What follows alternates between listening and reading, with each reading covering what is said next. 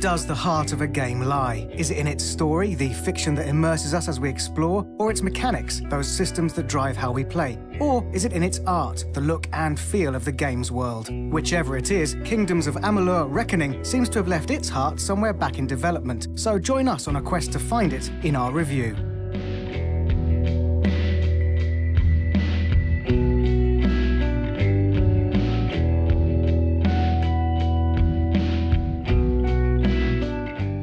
Kingdoms of Amalur: Reckoning is based around a brand new fantasy world created by best-selling author R.A. Salvatore, a fact EA doesn't want anyone to forget. But what exactly does that mean? Well, the game features a universe sketched by its designers and filled in by the popular writer, colouring between the lines of this most traditional of fantasy worlds. Outside the high concept of the game's main story, where you are cast as the Fateless One, the only mortal able to change the world's fate, you'll find the usual selection of elves, dwarfs and trolls. These fantasy denizens live out their lives in similarly generic locations, from sandy deserts to magic forests. It's a world carefully written, with lore seeping from its every pore. But without that spark of originality, it's difficult to care. Into this world, your custom character is thrown, on a quest to save it from the usual evil, complete all kinds of side quests, and of course, level up.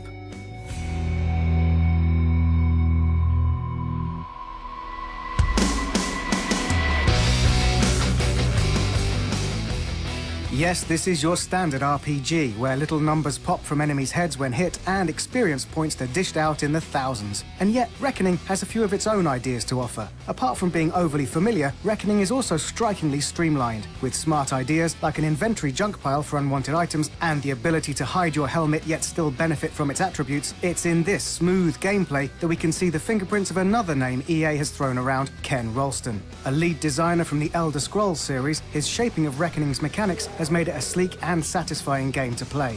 Everything from questing to crafting is laid out with an almost patronizing simplicity. But with this ease of use taking priority over atmosphere, it threatens to undermine the game's setting, leaving it with little mystery. When harvesting ingredients is as simple as running past a big glowy plant, a little of the magic is lost. All right then, make sure it goes into the report.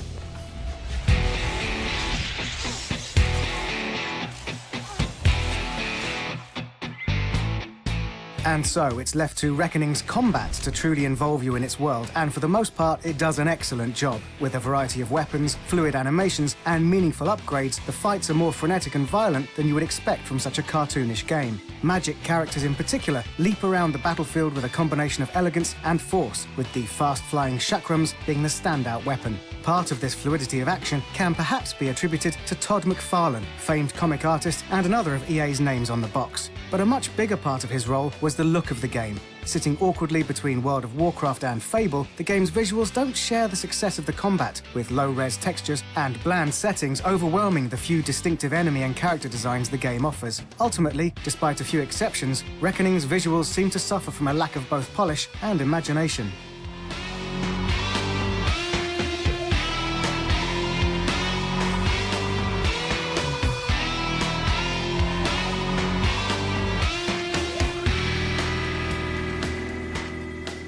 So what does all of this mean for Reckoning? Well, the game carries a distinct feeling of an RPG made to order. The game's three big names, R.A. Salvatore, Ken Rolston and Todd McFarlane, may be experts in their own fields, but united by little more than their signature on a contract, there seems to be little inspiration flowing between them. The game itself is a well-made RPG, easy and satisfying to play, with a huge amount of quests and content hiding around every corner. But it's still lacking that heart, the inspiration, energy and life that turns a game from a product into a work of art.